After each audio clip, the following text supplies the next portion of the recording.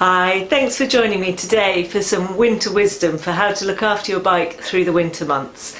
This applies to any kind of bike whatsoever. It's not road specific, mountain bike, gravel or anything like that. So just whatever bike you have, this is for you. First thing to check for is the tread and wear on your tyres. This time of year you need as much grip as you can, especially if it's wet or icy or muddy.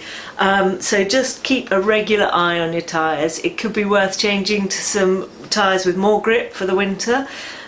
You also want to keep, if you're not using your bike that regularly, keep your tyres inflated so that you don't get any cracking as they deflate over time and sit, because that's going to keep your tyres running for longer. Next up is the chain. There's going to be a lot of grit and dirt and things coming off whatever surface you're riding on through the winter, so you want to keep it clean. If you've got dirt and grit in that chain, it's going to add to the wear on the cogs. So you need to keep checking your chain, making sure when you change it when it's 50% worn. So this is the Park Tool checker. It's very simple, you just pop it on. If this chain was 50% worn, that would just slot in and I'd know it was time to change it. Best way to look after your chain: keep it clean, use a good lube, don't use too much lube. I like something like Smooth Lube, this one, which is a cross between a regular lube and a wax one, and you basically put it on a clean chain, leave it for 24 hours, wipe off the excess, and I find that's the best way of not getting too much residue in there. The more lube you have on a chain, the more it's going to attract dirt and you end up in that cycle. So yeah, keep your chain looked after, keep an eye on the wear on it. Next thing to keep an eye on is your brake pads.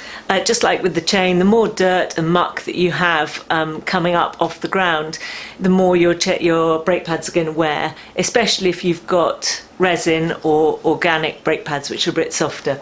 So just take your wheel out and keep an eye. You want to make sure that you're more than 1 millimetre or so of thickness. It's the same if you have rim brakes, just keep an eye on them. Obviously the thickness will be different there. So yeah, in this case, just here. Final thing is to make sure that you're carrying the equipment, the spares and the tools that you need to repair any likely problems. So that's things like punctures or chain breaks. So carry a quick link for the bike that you're riding. So count the number of cogs, remember to get the speed of chain that you need. An inner tube. Puncture repair kit, because you might get more than one problem with your inner tube. A multi-tool with a chain breaker or a separate chain breaker, 3 tyre levers and a CO2 can and or a pump.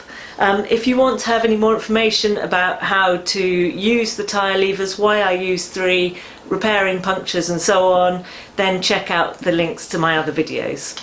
Thanks for watching, I hope you found that useful.